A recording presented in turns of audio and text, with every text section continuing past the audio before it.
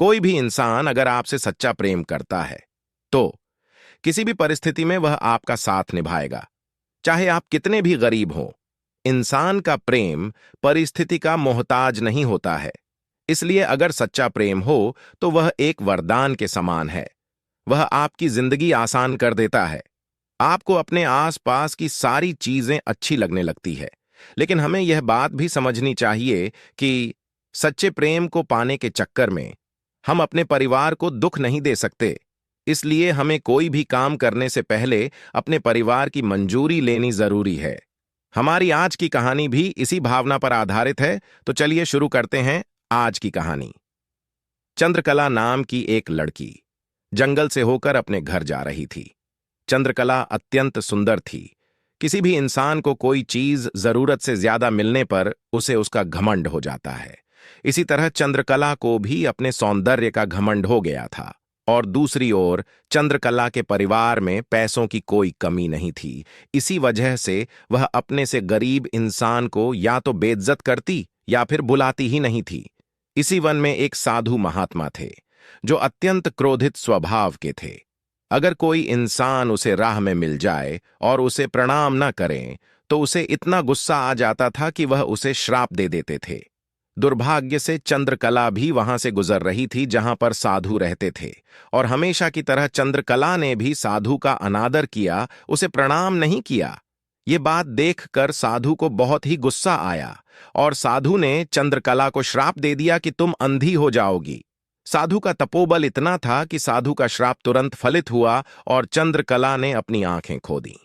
जब उसके परिवार में इस बात का पता चला तो सब दुखी हुए। चंद्रकला के पिता को अब अपनी बेटी की विवाह की चिंता थी कि अब कौन इससे विवाह करेगा। इसी गांव में एक ईमानदार किसान था जो खेती करता था। वह चंद्रकला को बहुत ही पसंद करता था, लेकिन था गरीब, इसलिए वह बोल भी नहीं सकता था। जैसे तैसे राजा को भी यह पता चल गया कि किसान हमारी बेटी को पसंद करता है। हालांकि चंद्रकला की इस हालत की वजह से राजा ने सोचा कि कोई इंसान हमारी बेटी को पसंद करता है, हमें उससे ही चंद्रकला का विवाह करना चाहिए। चंद्रकला का घमंड अभी भी नहीं गया था। उसने अपने पिता को उस गरीब किसान से विवाह करने से मना कर दिया, लेकिन फिर भी राजा ने चंद्रकला का विवाह उस किसान से कर दिया। विवाह के बाद चंद्रकला रोज उस किसान को सुनाती कि अगर मेरी आंखें ठीक होती तो मैं तुमसे विवाह कभी नहीं करती। ईमानदार किसान वह बात सुन लेता, लेकिन कुछ नहीं बोलता। एक दिन की बात है, जब वह किसान अपने खेत में खेती कर रहा था तो अचानक उसके खेत में कुछ आवाज आई। किसान ने देखा तो वह कुछ जड़ी बूटी जैसा दिख रहा था। उसके साथ पत्र भी था। किसान ने वह पत्र पढ़ा तो उसमें लिखा था कि यह जड़ी बूटी एक ही बार उपयोग कर सकते हैं, लेकिन जिस पर भी प्रयोग करोगे उसके शारीरिक दर्द खत्म हो जाएंगे। किसान खुश हो गया। उसने सोचा अगर मैं अपनी पत्नी को दे दूं यह जड़ी बूटी तो उसकी आंखों की रोशनी वापस आ जाएगी। तभी उसको विचार आया कि वह पत्नी रोज उसको सुनाती थी कि अगर मुझ में कोई कमी नहीं होती तो मैं तुमसे विवाह नहीं करती। अब किसान को यह डर था कि अगर मैंने यह जड़ी बूटी अपनी पत्नी को दे दी और उसकी आंखें ठीक हो गईं तो वह मुझे छोड़कर चली जाएगी। और किसान अपनी पत्नी से बहुत प्रेम करता था। अब किसान यह सोच में पड़ गया कि यह जड़ी बूटी में अपनी पत्नी को दूं या ना दूं। लेकिन सच्चे प्रेम की यह तो निशानी होती है कि आप जिसे भी पसंद करते हो उसका बुरा नहीं सोच सकते। इसी कारण से किसान भी वह जड़ी बूटी चंद्रकला को देने से खुद को नहीं रोक पाया। किसान ने सोचा कि अगर चंद्रकला मुझे छोड़कर चली भी जाती है फिर भी मैं तो उसे पसंद करता हूं, वह जहां भी रहेगी खुश रहेगी। ये बात सोचकर किसान ने वह जड़ी बूटी चंद्रकला को दे दी। जड़ी बूटी ने तुरंत अपना असर दिखाया और चंद्रकला की रोशनी वापस आ गई।